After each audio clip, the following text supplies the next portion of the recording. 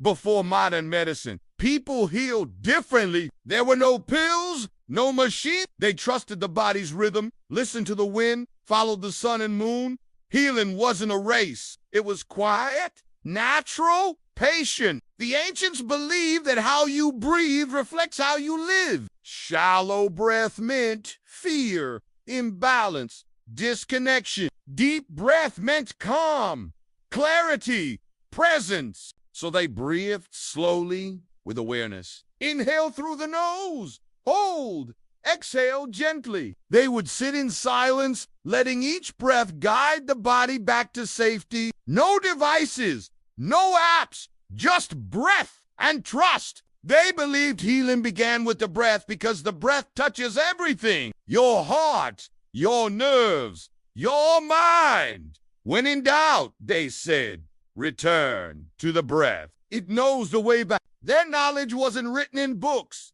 It lived in daily life, passed down in whispers and hands. Somewhere along the way, we forgot. But the wisdom is still here. Inside us, they didn't reach for pills or cold suppressants. They boiled herbs, ginger, lemongrass, eucalyptus, and let the steam rise, filling the room with a soft, healing scent. A warm cloth on the chest, a foot bath, a blanket tucked around the shoulders. Heat was comfort. It opened the body, calmed the nerves, and signaled safety. They believe the body heals best when it feels warm, relaxed, and unhurried, waiting.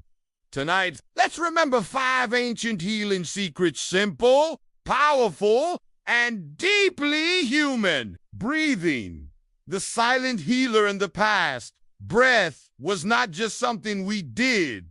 It was something we honored. 2, heat and steam, the warm cure in the past. People turned to warmth when illness came. 3, forest walking, medicine in motion. In the past, walking wasn't for fitness. It was for clarity. People didn't count steps or wear trackers. They simply stepped outside, into forests, along quiet paths, feet meeting earth with gentle rhythm. They walked slowly, not to arrive, but to return to themselves, to stillness. They believed the forest could heal the mind just by being near. The rustling of leaves, the calls of birds, the filtered light through branches. This was medicine for the nervous system. No instructions, no rush, just presence. Today, walking is often a goal-oriented activity. We jog with earphones, check our pace, compare our stats. We move fast, not just in the body, but in the mind. Even when we walk outside, we might still carry noise with us. Music, podcasts, messages in our pockets. But a research now confirms what ancient people already knew. These help us push through, get back to work, stay productive. But that speed comes at a cost. Sometimes we stop listening to what the body is asking for. Rest, slowness, care. But when used mindfully, heat invites the body to soften and return to balance. It's not a cue, but it's a language the body understands. Slow, mindful walking, especially in nature, lowers stress, and science supports it. Heat increases circulation, relaxes muscles, helps clear the lungs, but it's often overlooked in favor of quick fixes. Regulates breathing, reduces anxiety, and restores mental clarity. It's called forest bathing in modern terms, but they didn't have a name for it. They just called it life. Of course, not everyone has a forest nearby, but even a short walk in quiet streets, under trees, without a phone, without rushing, can restore balance. The danger isn't in walking fast. It's in never stopping. One step, then another, and another.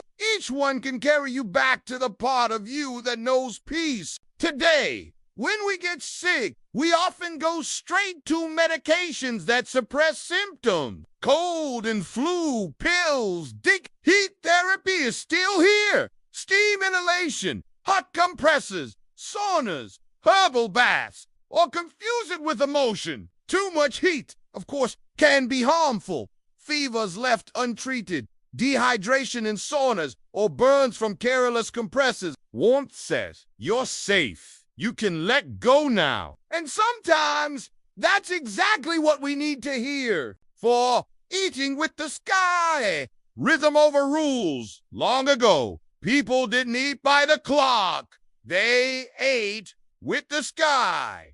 And fear, morning brought warm foods, slow-cooked grains, root vegetables, herbal teas, meals that grounded the body, gently woke the system. Evening brought lightness, soups, fruits, simple broths to help the body slow down and prepare for rest. They believed the sun energized digestion and the moon calmed it. They didn't measure calories. They listened to the seasons, to their own hunger, to the way food made them feel. After not just doing, today, eating has become complicated. We chase diets, trends, and macros. We eat in front of screens, on the go, under stress. We often ignore fullness.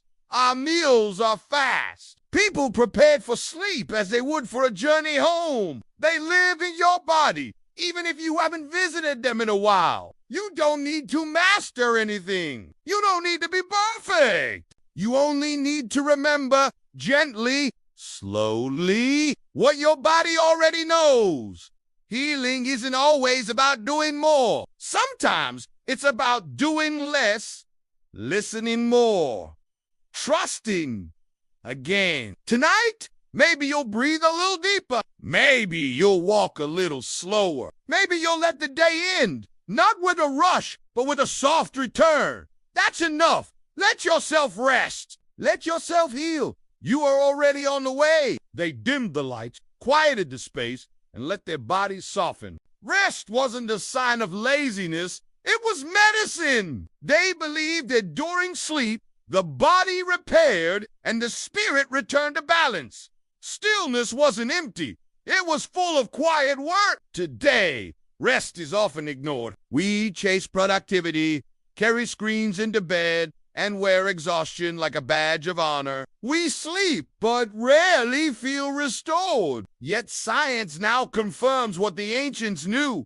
Deep rest strengthens the immune system, improves memory, and calms the nervous system. Even short pauses in the day, a few minutes of quiet eyes closed, no demands, can begin to repair what stress has broken. But like anything sacred, rest needs intention. It can't be forced. It must be allowed. So tonight, give yourself permission to stop. Let go of doing. Let go of proving. Let go of rushing. There is nothing you need to earn.